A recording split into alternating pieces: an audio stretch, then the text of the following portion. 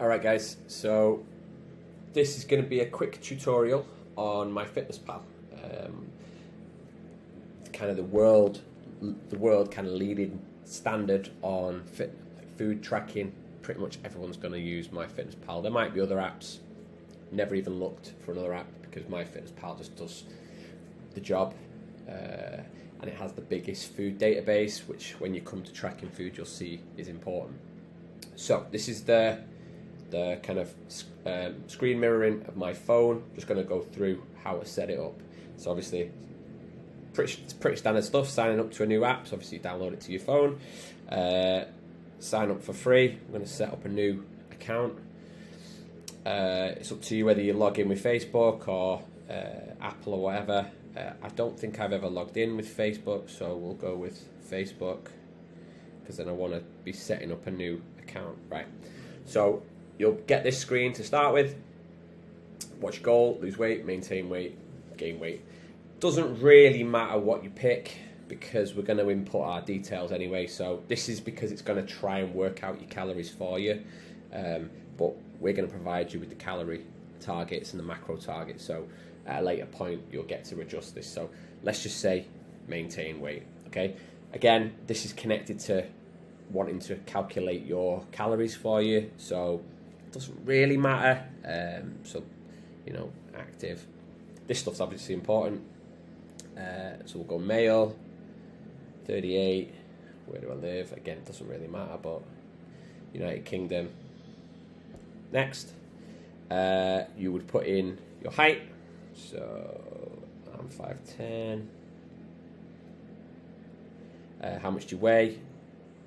I haven't actually weighed myself today, so I'm normally around 78, but you would input your accurate weight that you just recorded that morning after waking up, after going to the toilet, nothing inside you, no breakfast, nothing. You would weigh yourself and you'd input that. It's poor practice for me from not doing that this morning, but I'm normally around 78, so we'll go with that.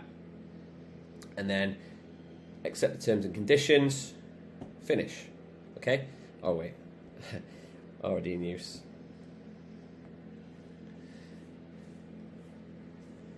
So let's scrap all that. Let's try login with Apple.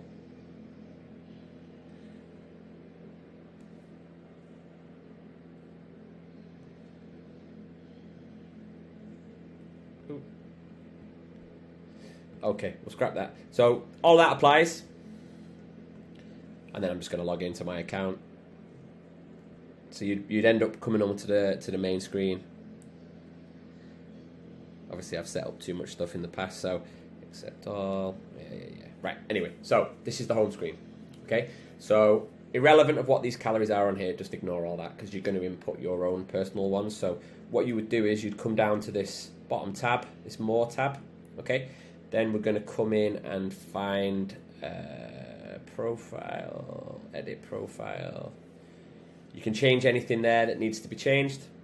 So you can change your units, anything else that you might have inputted slightly wrong before.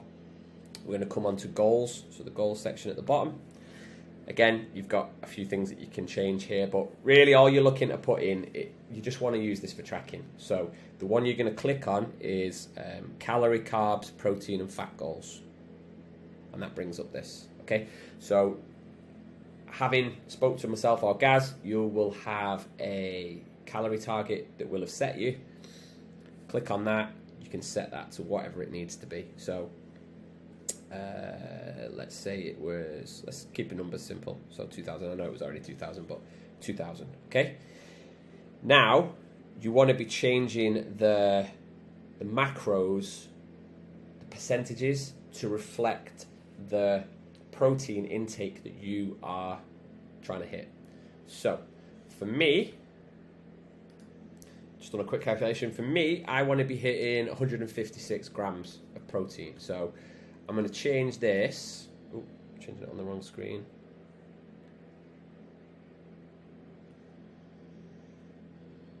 It wants to be around 156, so we go a little bit over if I can't find the exact number. 25. So So the closest I can get it to is 170, 175. So now I need to make this equal 100. So there's my macro ratio, 100%. The most important one is the protein. So you want to be getting that to as close as what you can. You can pay for it so that you can input the grams precisely. So that's the paid version. I'm not about to do that. So 175 is as close to 156 as I can get it. So I'm good. I want to go over as opposed to under if possible. And then I just want the total to equal 100. So that's my calorie goals all set up now. So when I go back to the main screen, you will see, where's the home? There we go. You'll see top left there, it says 2,000 goals, okay? So that's my calories for the day.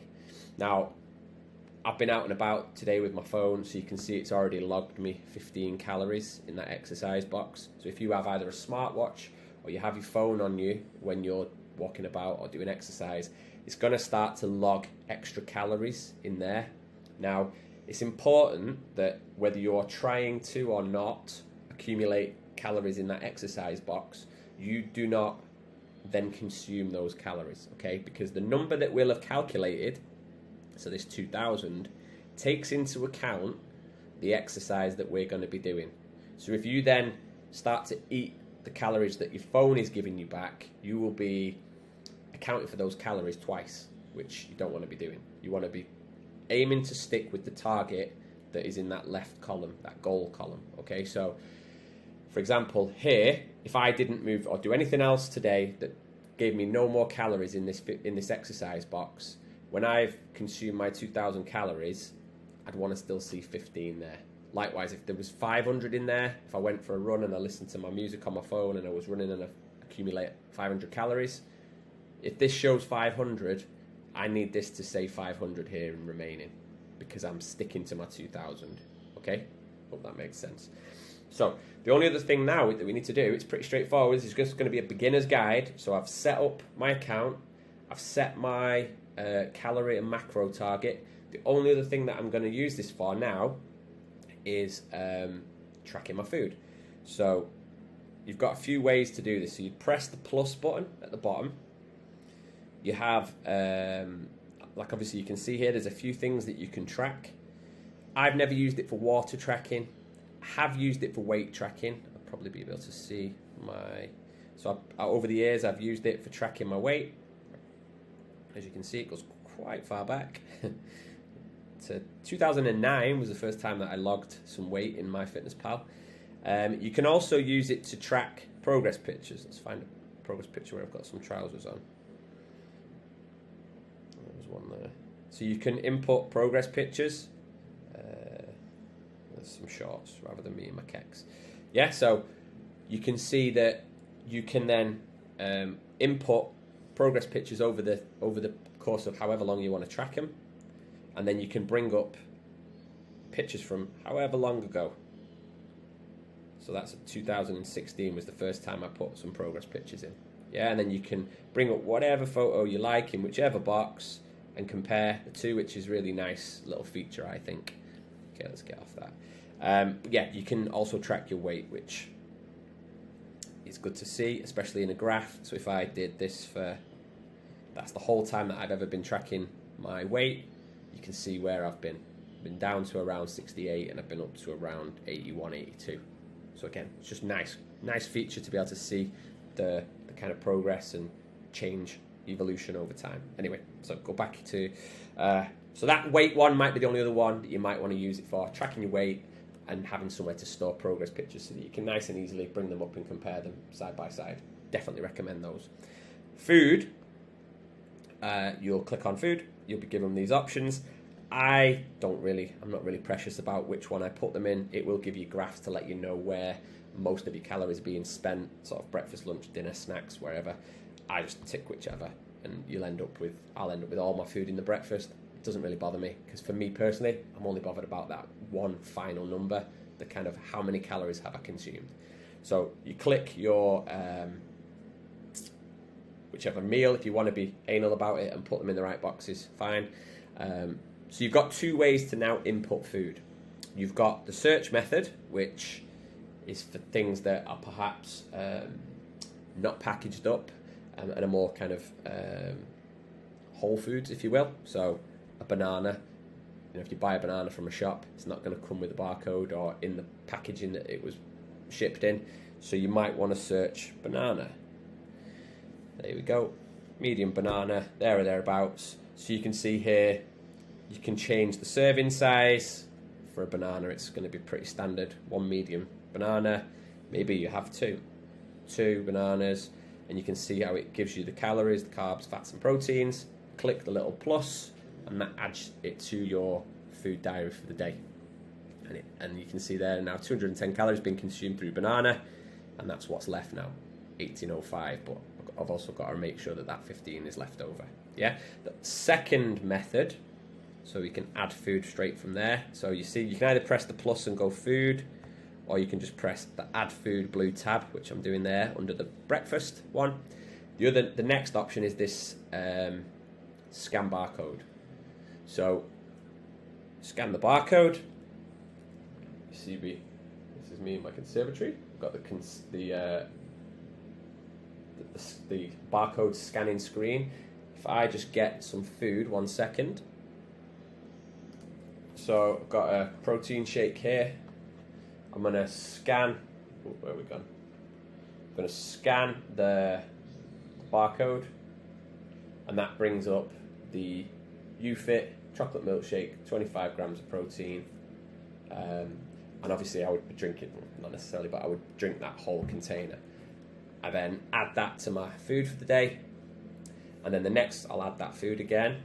I brought a yogurt, so scan it. So that's a 450 gram container. Maybe I'll eat a whole one of them because I'm greedy, but maybe normal people might make that last a couple of days. So you might want to guess at the container that you eat out of it. Maybe you weigh it pre-digging in, eat some out of it, weigh it again, and you see that you've taken 80 grams of yogurt out of that. So what you would do is you'd go onto the serving size, click 1 gram, number of servings, change it to 80, and then that then accounts for the 80 grams of yogurt that I've just eaten. Click the plus, and that adds it to your food. And you just carry on in that fashion, tagging things through the day. So you can see that the barcode scanner makes things pretty easy. Most of the stuff I eat is for convenience, and it comes out of packaging, so a lot of it has barcodes, and the rest of the stuff that I eat, I'm near my scales in my kitchen, and I can quickly weigh out porridge oats or milk or whatever, and I just scan it and work my way through the day like that. And then that's pretty much, from a beginner's point of view, all you need MyFitnessPal to do for you. So you track your food through the day. You want to make sure that you have any exercise calories left over in this green remaining box. And then the only other thing that I would show you is if you click on this tab here, so where the goal food exercise is, if you click on that, it brings up this section. So the wrong thing. If you go on nutrients, and you can sort of see all of this stuff again, so you can sort of see various things that you might want to pay attention to, vitamins and whatever. Calories, that's where I said it will give you the breakdown of breakfast, lunch, dinner and snack. But I'm pretty lazy, I just put it all in the same box normally. I spend too many minutes thinking about, is this a snack, is it my breakfast, is it lunch? I just stick it all in the same box. And then you have your macro breakdown. So again, this might be the only other screen that's of use to you, because you can quickly come on here and see I'm at 30 grams of protein. So my yogurt, my milkshake, I'm at 80 grams of yogurt for the day, means that I'm currently sitting at 30 grams. So I need to keep my eye on where I'm at with my protein intake, and then also head back to this main screen and keep an eye on where I'm at with my calories. Okay? Pretty straightforward stuff, pretty standard stuff. There are other ways and other crazier things that you can get into on MyFitnessPal, but in terms of beginner tracking, if you're not familiar with it before, That's all you really need to know. So you've got tracking of your food, the tracking of your weight in the graph, which I explained to you before, and the tracking of your progress pictures, which I just find it a nice way to stick them in there and know where they are. I think you can upload them in there and then delete them off your camera roll, so that you're not ending up with like topless pictures of yourself all over the place, and you can get them out your camera roll into your MyFitnessPal, and then they're where they need to be. If you ever need to get them back out, you can just screenshot them out. Yeah, so nice, straightforward.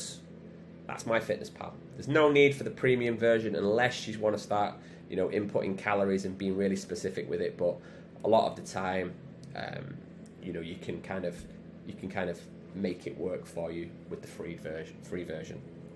So we're going to make sure that we input the calorie intake that myself or Gaz provides you. We're going to change the protein target for as close to the actual one that we're aiming for. Fats and carbs, you can play around with that. If you want a more carby diet or a more fatty diet, you can change that to suit your preferences. The protein one's the important one that we want to try and aim for. And then make sure that you don't consume any calories given back to you by the app through exercise. And then that's a pretty much great place to be starting for tracking food. Okay? Any questions that I've not covered in this video, drop myself or Gaz a message and we'll get back to you with an answer.